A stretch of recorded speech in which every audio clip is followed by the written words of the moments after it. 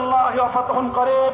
শান্তি প্রিয়ভাবে কোন ধরনের হুড়াহুড়ি না করে কেন্দ্রীয় নেতৃত্বের তত্ত্বাবধানে নেতৃত্বে আপনারা শান্তি